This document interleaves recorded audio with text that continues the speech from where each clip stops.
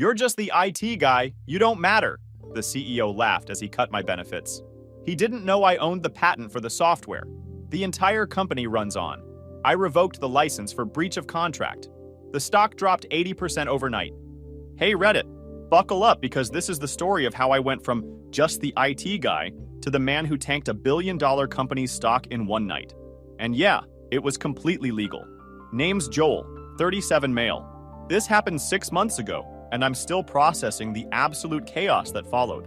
Some nights I wake up thinking about how close I came to just accepting my fate. But then I remember what happened next, and I sleep like a baby. I worked at Apex Solutions for 9 years. Started as a junior systems analyst right out of college, worked my way up to senior infrastructure architect. Sounds fancy, right?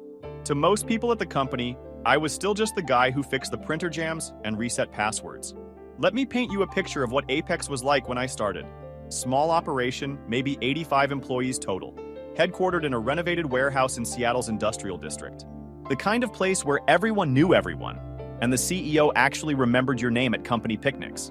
I was 28 years old, fresh out of University of Washington, with a degree in computer science, and about $73,000 in student loans hanging over my head. Apex offered me $52,000 a year, which felt like winning the lottery at the time. My apartment was a shoebox in Fremont, with 3 roommates and a bathroom that smelled like mildew. But I had a job in my field, and that's all that mattered. The work was straightforward at first. Database maintenance, user support, keeping the network from imploding every time someone opened too many browser tabs. Our systems were ancient. I'm talking software from the late 90s, held together with duct tape and prayers. The main platform was this monstrosity called DataCore Legacy. It handled everything from inventory management to client billing to project tracking. The thing crashed minimum twice a week, lost data randomly, required manual reboots that took 3 hours. We had 6 people whose entire job was just keeping it functional. I spent my first 2 years learning that system inside and out. Every quirk, every bug, every workaround. Got really good at explaining to angry department heads why their quarterly reports disappeared into the void. Here's what nobody knew. 5 years into my time there, I built something revolutionary. Year 5 was when I hit my breaking point with DataCore. We'd just lost a major client, Patterson Industrial, worth $4.2 million annually, because our system corrupted 3 months of their project data. Just gone. Vanished into the digital void like it never existed. The CTO at the time, this guy named Ron, called an emergency meeting. "We need to upgrade," Ron said. "DataCore is killing us." Management brought in consultants. 3 different firms, each one quoting between $15 and $22 million for a complete overhaul. Implementation time, 24 to 36 months. The board rejected every proposal. Too expensive, too risky, too long. So we stayed with DataCore. And I stayed angry. That's when I started working on something in my off hours. My girlfriend at the time, Rebecca, was a nurse who worked rotating shifts. She'd leave for work, and I'd sit down at my home office setup. Nothing fancy, just a desktop I'd built myself and 3 monitors I'd bought on Black Friday sales. And I'd code. Every night. Sometimes until 3 a.m. weekends were fair game too. Rebecca hated it. You work all day, then you come home and work all night on the same stuff. It's different, I'd tell her. This is mine. I spent 18 months building that system from scratch. Learned Python even though I'd only done Java and C++ before. Taught myself 3 different frameworks. Watched probably 400 hours of tutorials. Read documentation until my eyes blurred. The framework I built was adaptive. It learned from usage patterns, optimized its own processes, scaled automatically based on demand. It could handle 10 times Apex's current data load without breaking a sweat. The interface was clean, intuitive. People could actually use it without needing a manual and a prayer. I tested it against DataCore using our actual company data. My system processed everything 73% faster with 0 errors. 0. But here's the thing I did that saved my future. I built it entirely on my own time, with my own equipment, using my own resources. I'd wake up at 5 a.m. on weekends to put in extra hours. Used vacation days to code instead of actually relaxing. Spent $38,000 of my own money on server time, software licenses, development tools, and courses. Rebecca left me in month 14 of the project. Found me in the office at 11 p.m. on a Saturday, hadn't showered in 2 days, surrounded by energy drink cans and pizza boxes. "I can't do this anymore, Joel. You're obsessed." She wasn't wrong. I was obsessed. But I was also building something that would change everything. The day I finished the beta version, I sat back in my chair at 4:17 a.m. and just stared at the screen. 18 months of my life, right there, functioning, beautiful, perfect. I crashed for 14 hours straight after that. When I finally showed it to Ron, the guy nearly fell out of his chair. "Joel, this is incredible. This is exactly what we need. Better than any consultant proposal I've seen." "Yeah," I said. "I know. How long would implementation take?" "I can have us fully operational in 6 weeks." Ron's eyes went wide. 6 weeks? The consultant said 2 years minimum. I built it specifically for our infrastructure. It's plug and play. Ron called an executive meeting the next day. I did the demo in the main conference room. Showed them processing speed, data integrity, scalability, the whole package. The CFO, this woman named Margaret, asked the question I'd been waiting for. "What's this going to cost us?" "I'll license it to the company. Reasonable terms." "You're licensing it? This isn't company property?" That's when I pulled out the documentation my lawyer friend Kevin had helped me prepare. Built entirely outside work hours using personal resources and equipment. According to my employment contract, it's my intellectual property. But I'm happy to let Apex use it. Margaret looked at Ron. Ron looked at the CEO, Andrew. Andrew looked at me. "What are your terms?" I'd thought about this moment for months. Rehearsed it in my head while debugging code at 2 a.m. License it for $50,000 a year. Adjusted for inflation annually. And I maintain full ownership of the patent and codebase. Andrew nodded slowly. "That's more than reasonable. Hell, Joel, we'd probably pay 10 times that for what you've shown us." "I know," I said, "but I'm not trying to gouge anyone. I just want protection." Kevin had been very clear about this. Keep the licensing fee reasonable, but maintain ownership. That ownership is your insurance policy. They agreed. We signed the contracts. I got a bonus for the implementation. $12,000 in a plaque that said Innovation Excellence. I'd spent 38 grand building the thing, but whatever. I had my protection, and that's what mattered. Implementation took exactly 5 weeks and 3 days. We shut down DataCore on a Friday night, migrated everything to my system over the weekend. Monday morning, people came in and everything just worked. No crashes, no errors, no frantic calls to IT about lost data. People didn't know what to do with themselves. Our help desk tickets dropped 67% in the first week. Within 6 months, the results were undeniable. Apex could suddenly take on contracts we'd been turning down for years. Projects that DataCore would have choked on? My system handled them without blinking. Our client base exploded. Engineering firms started coming to us for complex data management. Manufacturing companies wanted our logistics tracking. Revenue went from $47 million annually to $89 million in year 1. By year 2, we hit $136 million. Year 3, $183 million. The company grew from 85 employees to over 400. Opened offices in Portland and Austin. The original warehouse got replaced with a proper corporate building in South Lake Union. I got promoted to senior infrastructure architect. My salary climbed to $94,000. Good money, but nothing insane considering I'd built the engine powering the entire operation. For 4 years, everything was smooth. Then Andrew retired. December 2023, he announced he was stepping down. The board started hunting for a replacement. They wanted someone dynamic who could take Apex to the next level. January 2024, they hired Gregory Chen, 34 years old, Stanford MBA, 3 years at a private equity firm where he'd restructured operational efficiency at 6 different companies. Translation: he cut costs, fired people, and made short-term numbers look good. Andrew warned me before he left. We grabbed coffee near the office. "Joel, watch yourself with Gregory. Guy's smart, but he doesn't understand what we built here." Gregory started February 1st. First week, I walked into his office for our one-on-one. Guy had already rearranged everything. The walls had these motivational posters about embracing disruption. I already hated him. "Joel, good to meet you." He didn't stand up. We talked about my system. He seemed suspicious of the licensing arrangement. "Seems like we're overpaying. System's been in place for years." My jaw tightened. "Because it's my intellectual property. The fee includes ongoing maintenance and updates." "Right. We'll revisit that." Second week, Gregory called an all-hands meeting. Packed the conference room. He stood at the front with a presentation clicker. "We need to evolve. If we don't adapt, we die." He clicked to the next slide. Operational Optimization Initiative. Corporate speak for layoffs. He went through 47 slides. By slide 23, he got to IT. "Our technology infrastructure requires modernization. We're overstaffed and underperforming." That was garbage.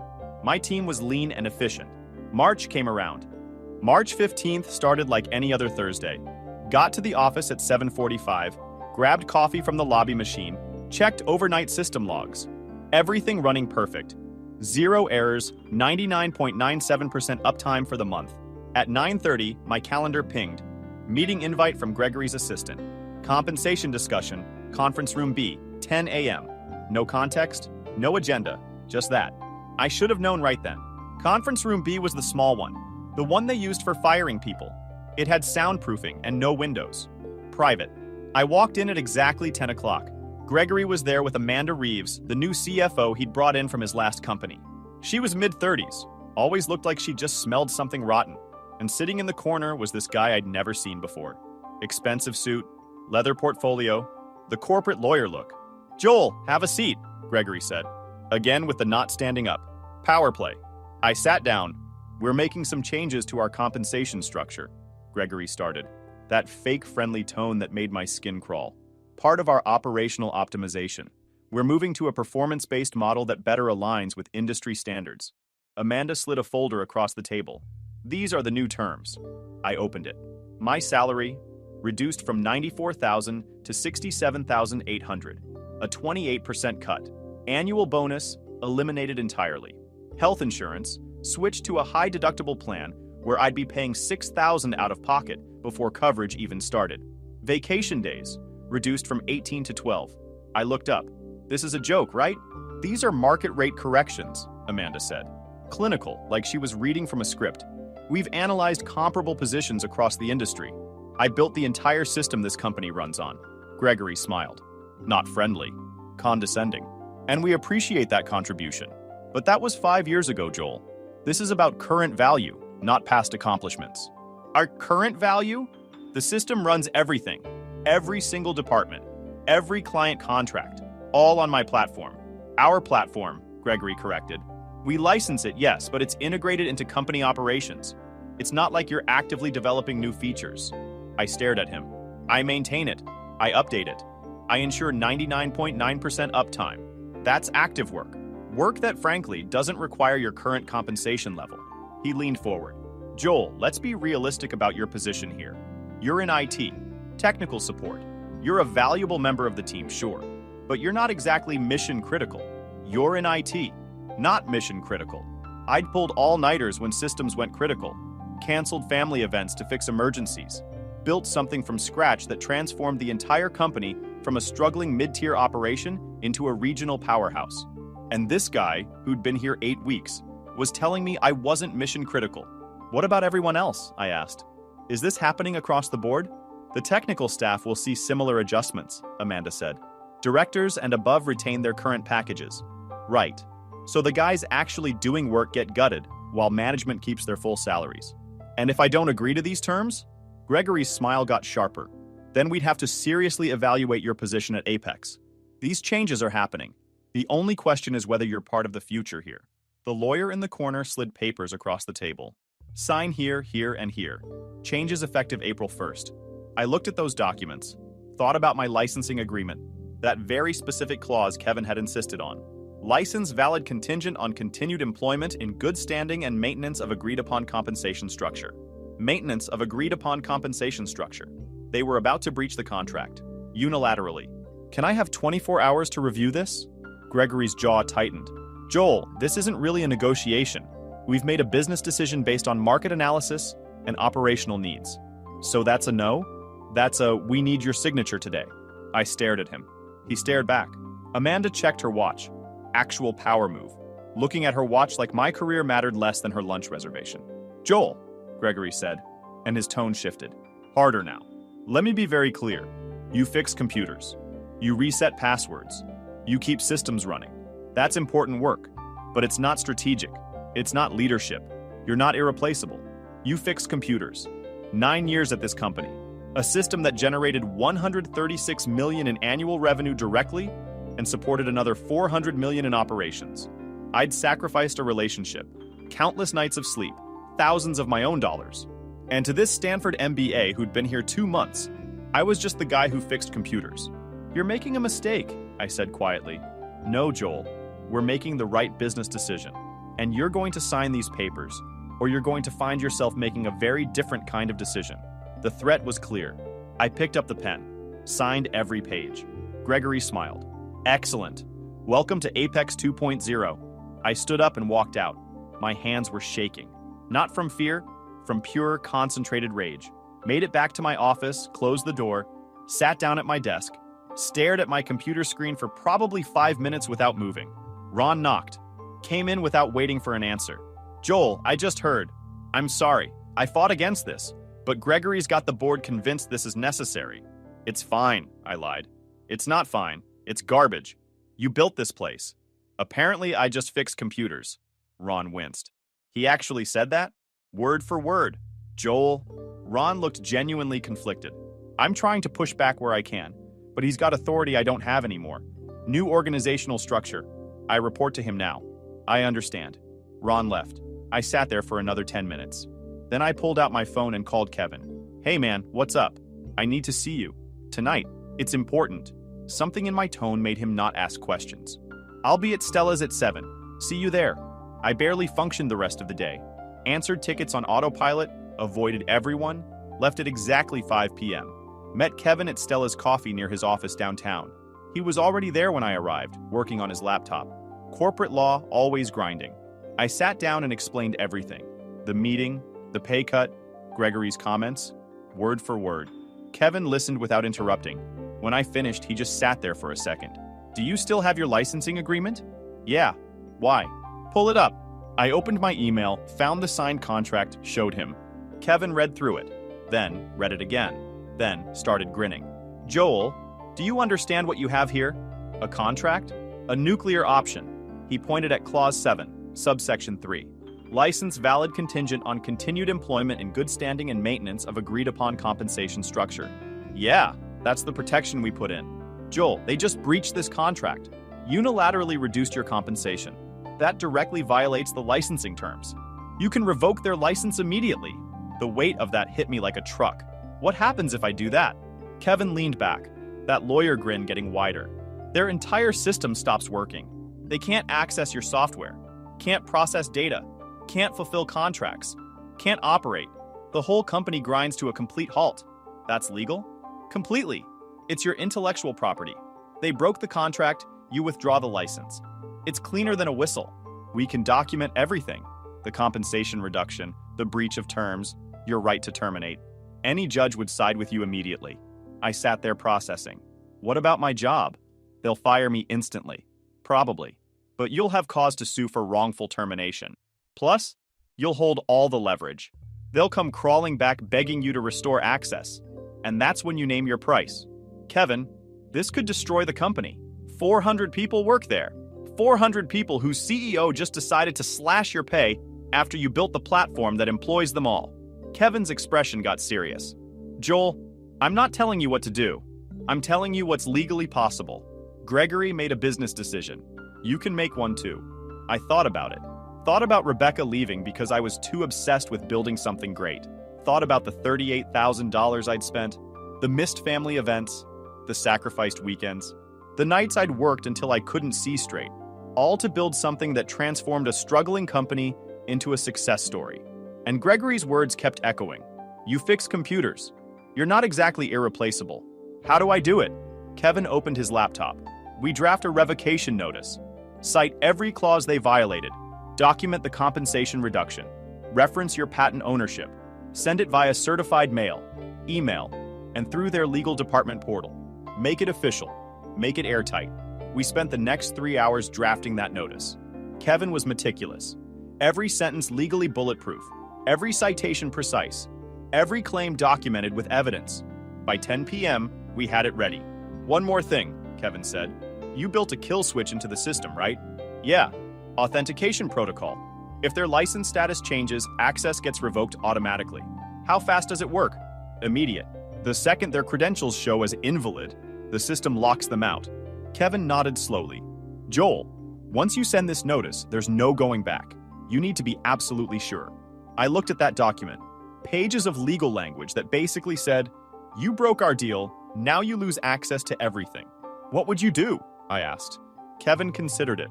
Honestly, I'd be terrified. This is nuclear. But Gregory disrespected everything you built. Treated you like you're disposable. Sometimes people need to learn lessons the expensive way. I thought about my team. Good people who'd get caught in this mess. But I also thought about Gregory's smug face. The way he dismissed my work. The casual cruelty of cutting my pay while keeping his own bloated salary. Do it, I said. Send the notice. Kevin hit send at 10:37 p.m. on March 19th, exactly 4 days after that conference room meeting. The email went to Gregory, Amanda, the entire board of directors, and Apex's legal department. The certified letter would arrive Friday morning. What now? I asked. Now you go home, get some sleep, and prepare for chaos. I didn't sleep much that night. Friday, March 22nd. I got to work at my normal time, 7:45 a.m. Everything seemed normal. People getting coffee, settling into their desks, the usual Friday morning vibe. At 9:17 a.m., Gregory's assistant called my desk phone. Joel, Mr. Chen needs to see you immediately. I'll be there in a few minutes. He said immediately. I walked to Gregory's office. The door was open. He was standing by his window, phone pressed to his ear, looking tense. Saw me and ended the call abruptly. What the hell is this? He shoved a paper across his desk. The revocation notice Kevin had sent. It's exactly what it says. I'm revoking Apex's license to use my software. You can't do that. I can. You breached our licensing agreement when you reduced my compensation, so the license is terminated. Gregory's face went red. This is insane. You're going to shut down the entire company? I'm enforcing my contract. The same contract you ignored when you cut my pay. Joel, be reasonable. I was reasonable for 9 years. I built something that made this company wildly successful. And you decided I was just a guy who fixes computers. I never said. You said exactly that. Conference room B, March 15th, 10:17 a.m. Quote, you fix computers. You're not exactly irreplaceable, remember? He went quiet. So now you get to find out how replaceable I actually am. We'll sue you into the ground. Good luck. My lawyers already reviewed everything. I'm completely within my rights. You want to fight this in court? We'll be there. But every day your systems are down, you're hemorrhaging money. I left his office, walked back to my desk, set an alarm on my phone for 4:47 p.m. The rest of the day was surreal. Went to meetings, answered questions, everything normal. Except Gregory and Amanda kept disappearing into closed-door conferences. The legal team kept calling me, and I kept forwarding them to Kevin. At 4:35 p.m., I backed up my personal files to a thumb drive. At 4:42 p.m., I sent a company-wide email. If you need anything from me, reach out by end of day. Availability may be limited starting Monday. At 4:46 p.m., I logged into the back end of my system. Changed the license status for Apex Solutions from active to terminated. At exactly 4:47 p.m., their access revoked. Every terminal, every process, every dashboard just stopped. I watched through my office window as monitors across the floor went dark. Heard confused voices. Is the system down? I just lost everything. Is this a network issue? At 4:52 p.m., my desk phone started ringing. The CTO. I let it go to voicemail. Another call. Ron from infrastructure. Voicemail. At 5:02 p.m., my personal cell rang. Gregory. I answered. Joel, what the hell did you just do? I revoked your license to use my software. It's in the email I sent this morning. You breached our agreement when you cut my compensation. You can't just shut down the entire company. Actually, I can. It's my intellectual property. The license agreement was very clear about the terms. You violated those terms. Silence. Background noise. Other people shouting. Phones ringing. This is insane, Gregory finally said. You're going to destroy us over a pay adjustment? I'm enforcing my contract, the same way you enforced yours when you decided I wasn't worth my salary. Joel, listen to me. No, you listen. You had 9 years of me being loyal, building systems, fixing problems, making this company successful, and you repaid that by cutting my pay 28% and telling me I was replaceable. I didn't mean. You meant exactly what you said. You assessed my value, decided it was less than my compensation, and cut me down. So now I'm showing you my actual value.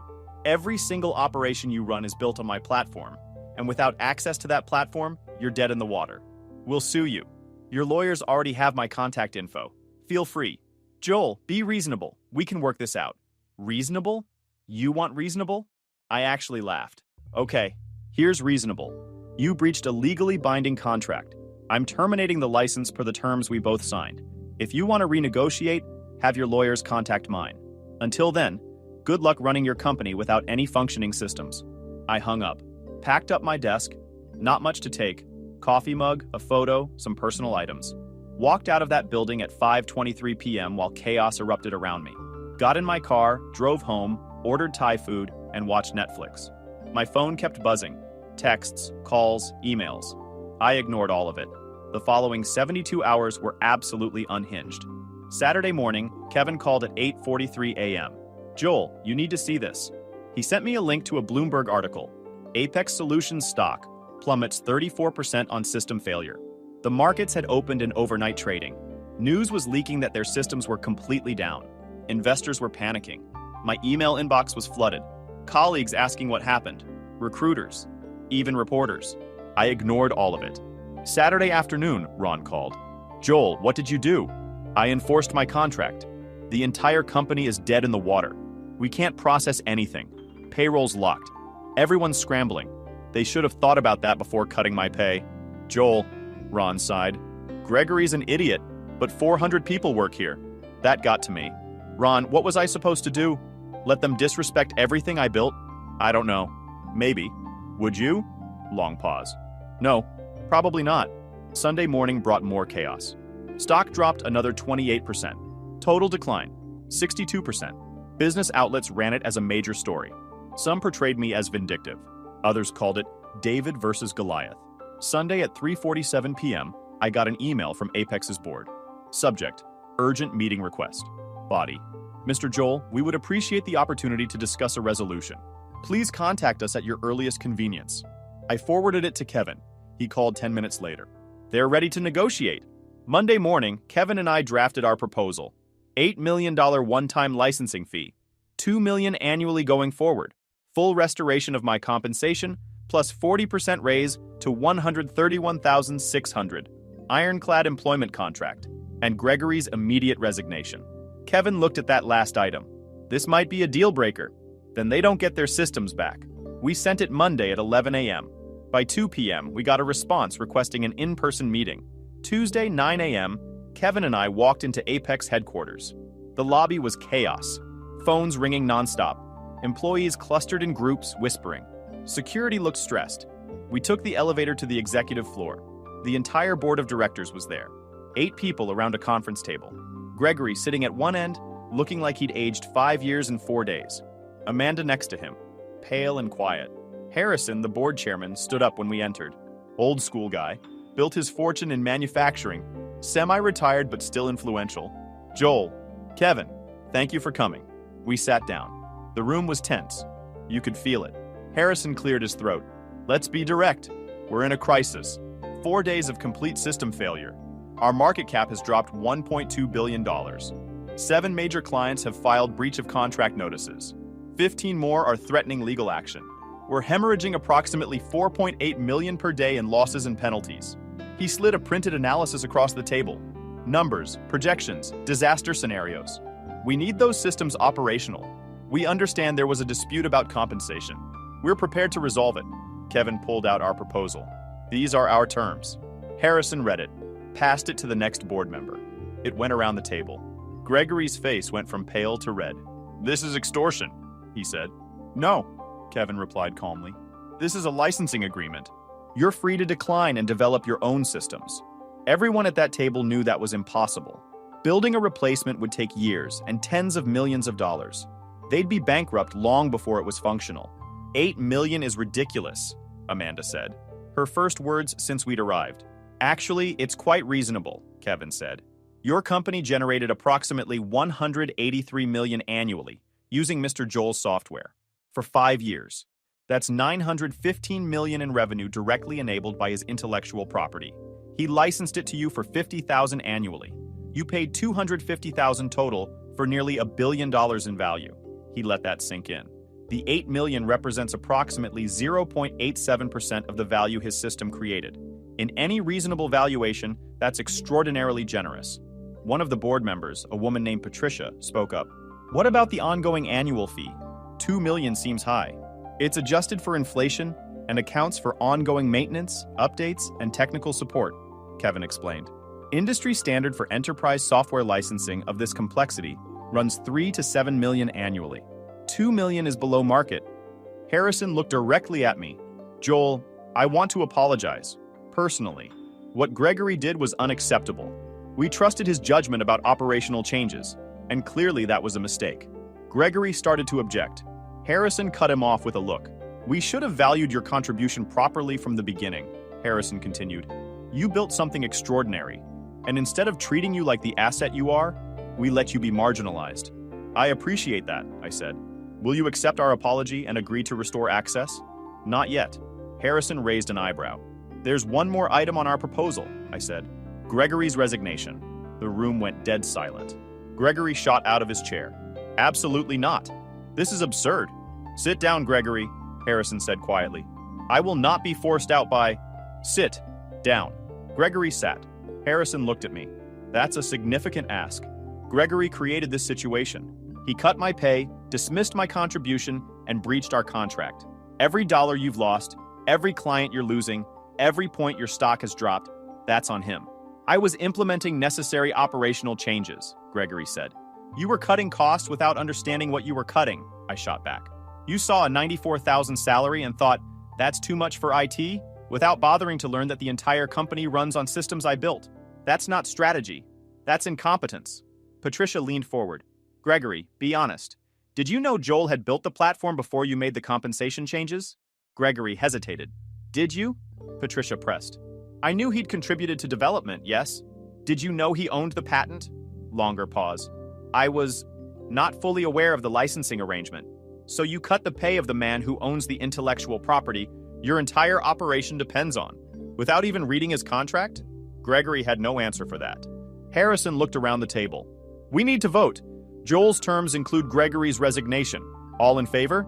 Hands went up. 1, 2, 3.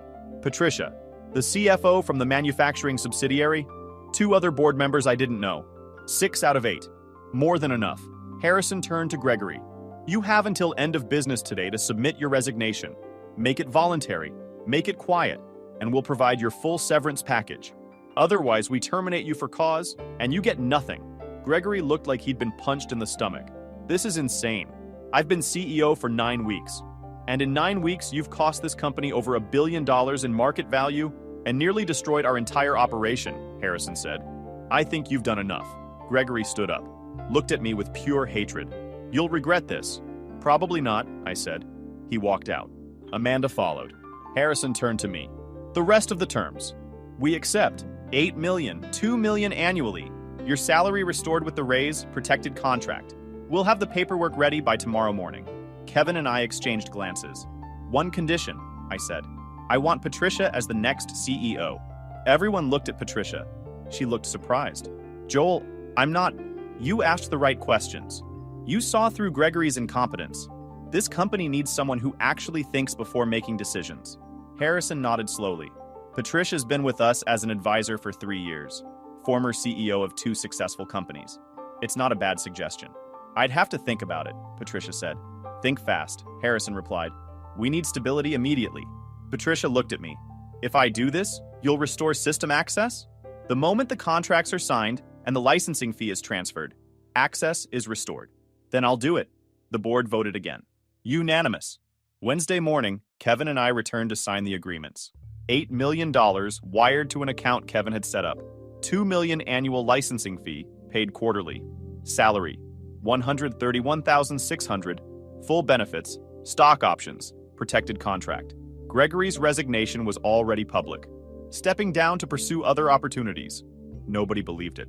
Patricia was announced as interim CEO, with board approval to remove the interim after 90 days. I restored system access at 10:47 a.m. Wednesday. Every terminal came back online. Data intact. Processes resumed. The relief in that building was palpable. Thursday, the stock recovered 41%. Still down overall from the crisis, but climbing. Friday, business journals ran stories about the dramatic resolution. Some called it unprecedented. Others called it a cautionary tale about undervaluing key employees. I became a minor celebrity in tech circles.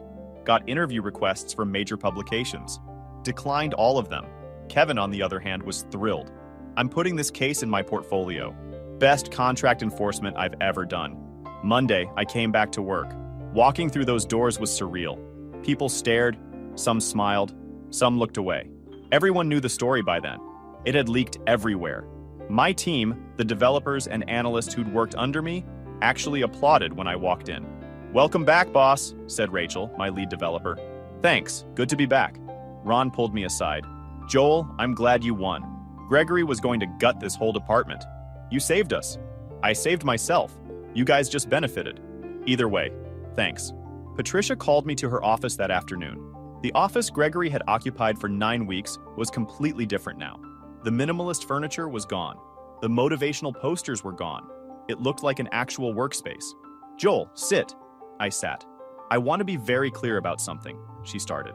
"What happened here was inexcusable. You built something extraordinary, and instead of valuing it, we treated you as expendable. I appreciate that. I also want you to know that changes are happening. Real changes. It is getting properly funded. Your team is getting the respect and compensation they deserve. And anyone who talks about you like Gregory did will be shown the door immediately." She slid a document across her desk. "This is your new contract. Everything we agreed to, plus one addition." I read it. The addition: annual performance review with guaranteed minimum 5% raise, plus discretionary bonuses based on system performance. You don't have to do that. Yes, I do. You saved this company twice. Once by building the system, again by forcing us to recognize our mistakes. That's worth rewarding. I signed it. "One more thing," Patricia said. "I want your input on all major operational decisions going forward. Formal advisory role. If we're making changes that affect infrastructure, I want to hear from you first." "You're serious?" "Completely. Gregory's mistake was thinking he knew everything. I know what I don't know, and I don't know what you know. So I'm asking for your expertise." That actually meant something. Over the next few weeks, things stabilized. The stock recovered to about 85% of its pre-crisis value. Some clients came back. Others were lost permanently. But the company survived. Patricia turned out to be exactly what Apex needed. She rebuilt relationships with clients, restructured management to include more collaboration, and actually listened to department heads instead of just dictating changes. My team grew to 12 people. I made sure every single one got fair compensation and good benefits. I'd learned that lesson the expensive way. The $8 million sat in investments. I didn't go crazy with it. Bought a nicer apartment in Capitol Hill, paid off my student loans, started a college fund for my nephew, invested the rest conservatively. The $2 million annual licensing fee kept coming. Quarterly payments like clockwork. First payment hit in June. Watching that deposit clear was satisfying in a way I can't quite describe. People from my past reached out. Rebecca, my ex-girlfriend who'd left during the development phase, sent a text. "I saw the news. Always knew you were smart. Sorry I didn't see it then." I didn't respond. Ron's wife sent me cookies. Homemade. With a note. "Thank you for not letting them win." I ate the cookies. 6 months later, I'm still here. Stock recovered to 87%. Patricia rebuilt client relationships, fixed Gregory's mess, actually listened to people. My team's at 15 people now. Rachel got promoted to lead developer. 2 new hires from Microsoft who wanted to work somewhere that valued tech. The quarterly licensing payments hit like clockwork. First one cleared in June. $500,000 deposited. Didn't celebrate. Just nodded and kept working. July, Patricia called me in.